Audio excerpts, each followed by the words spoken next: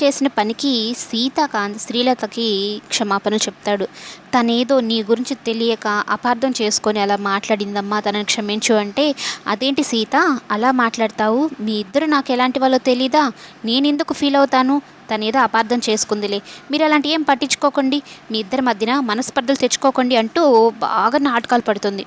అయితే సీతాకాంత్ రామలక్ష్మి దగ్గరికి వెళ్ళి, నేను ఏదైనా సహిస్తాను కానీ మా అమ్మని మాత్రం ఒక మాట అంటే నేను సహించలేను, ఇంకొకసారి ఇలాంటిది జరగకుండా చూసుకో అన్నట్టు చెప్పేసి మొహం కూడా చూడకుండా వెళ్ళిపోతాడు. రామలక్ష్మి చాలా బాధపడుతుంది. ఎలాగైనా సరే మీ అమ్మ కాని అమ్మ నిజస్వరూపం నేను బయట పెడతానని అనుకుంటూ త్వరలోనే అతి త్వరలోనే నీకు ఆమె గురించి మొత్తం నిజం తెలిసేలా చేస్తారని అయితే అనుకుంటూ ఉంటుంది.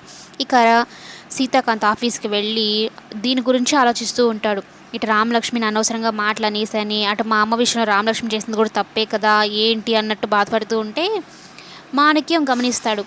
ఏంటి ఎప్పుడూ లేని విధంగా చాలా కోపంగా ఉన్నాడు, ఇంత ఆవేశంగా ఎప్పుడూ చూడలేదని అనుకుంటూ ధనాకి ఫోన్ చేసి అక్కడ జరిగింది మొత్తం తెలుసుకుంటాడు. ఓహో, శ్రీలత ఇలాంటి ప్లాన్ వేసిందా, అందుకే రామలక్ష్మి బాధపడుతున్నట్టుంది, భయపడుతున్నట్టుంది, సీతాకాంత్కి ఏమైనా అయిపోద్దో అని చెప్పాలి, శ్రీలత గురించి మొత్తం నిజం చెప్పేయాలని అయితే అనుకుంటూ ఉంటాడు.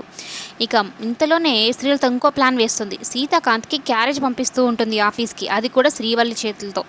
ఇక రామలక్ష్మి ఎవరికండి క్యారేజ్ అని శ్రీవల్లిని అడిగితే, ఎవరికి, సీతాకాంత్ బావకి అత్తయ్య పెట్టమన్నారు, ఆర్డర్ వేశారు, పెట్టాలి కదా అంటూ మాట్లాడితే ఒక్కసారిగా భయపడిపోతుంది. మరలా ఏం పెట్టి పంపిస్తుందో క్యారేజ్లో అంటూ రామలక్ష్మి భయపడుతూ ఉంటుంది సీతాకాంత్ విషయంలో.